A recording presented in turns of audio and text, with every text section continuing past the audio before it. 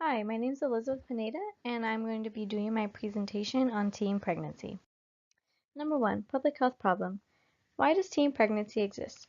It exists in teens who fall in the age range of 13 to 19 who have sex and become pregnant. How does teen pregnancy occur? It occurs through unprotected sex that results in pregnancy in young adult females under the age of 20.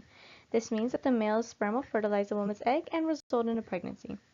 Where does teen pregnancy occur? It can happen to anyone, especially in low socioeconomic communities, rural areas, and foster care systems where they may not have the tools and the services they need to get contraceptives and be taught the dangers of having unprotected sex. To continue the public health problem, we look at the future risks for the community. Only about 50% of pregnant teens will graduate with a high school diploma before the age of 22. And since these teen moms lack an education, it leads to unemployment and their children grow up in low income and low income communities where resources for reproductive health are not as present as they should be. Therefore, these children may result in teen pregnancies as well. Number 5 would be etiological factors. Hispanics have the highest birth rate in the U.S., but it's declined 50% in the last 12 years. But it still stands to be the highest, even though it's declined. In the U.S., the southern states have higher rates of teenage pregnancy than northern states, and it has the highest birth rates than any other developed countries when compared to the UK or Canada. Number 2, how to solve the problem. There are two strategies to solve the problem. The first one would be teaching young females and males how to have safe sex. The first would be showing them that abstinence is the only guaranteed prevention of teen pregnancy. But if they do decide to have sex, then we could educate them on contraceptive tools that young and females can use. So, for example, they can use condoms, they can use the female condom, or they can use the implant and birth control. The second strategy would be providing financial and education help to young parents. That way, you can stop the cycle of their children becoming young parents as well from growing up in low-income communities. To continue how to solve the problem, we have two examples, the cultural example and the historical example. The United Nations Population Fund started a mobile reproductive health clinic in Haiti and other undeveloped countries that have higher rates of unwanted teen pregnancy. What they do is they provide these young women with health services where they educate them on prevention, they educate them on the different types of medication and how they should be used when they are pregnant, and on family planning if they decide they would like to have a job, an education, and start a family at the time that is right for them.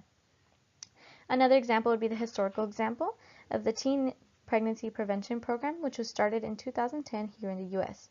This program focused on educating females and males on prevention by providing them with the correct contraceptive tools and the correct tips on how to use these contraceptive tools to prevent pregnancy. They also focused on closing the gaps in teen birth rates by race. So if you look on the graph, Hispanics still have the highest teen birth rates than any other ethnicity, and what they are doing is research to try to figure out why this is.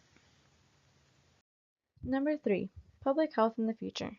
Research says there should be more pregnancy prevention programs and that these programs should target specific diversities and cultures. When they target these specific diversities and cultures and study why their teen birth rates are so high, they can see what kind of traditions and what kind of education on sexual and reproductive health these young adults are getting and why it results in higher teen birth rates within their culture. They also want to ensure that young adults have easier access to contraceptive and medical services if they are to become pregnant.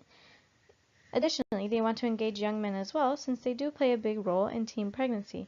Many young men are not as educated as contraceptives as young women, and one website that really helps do that is Advocates for Youth. They provide many services on contraceptives and how to prevent pregnancy. To continue public health in the future, here is my opinion. I think that there should be programs that are directed towards ethnicities with higher rates of teen pregnancy. This way, they can get to the bottom of why some ethnicities and cultures have much higher teen pregnancy rates than others, and can see what kind of education these high teen birth rates cultures are receiving and how it affects their risk of becoming pregnant in their teens. There should also be more prevention programs for young males so they can also be education on how to prevent pregnancy with their sexual partners and the different contraceptive methods that are available to them. And through this, there should be more healthy sexual education in schools and more resources on school campuses that are free to students and the public. In my opinion, many health education classes use scare tactics instead of actually showing the teens how to use these contraceptive methods properly and how to prevent pregnancy and have a healthy sex life. And these are my references. I hope you enjoyed my video. Thank you so much.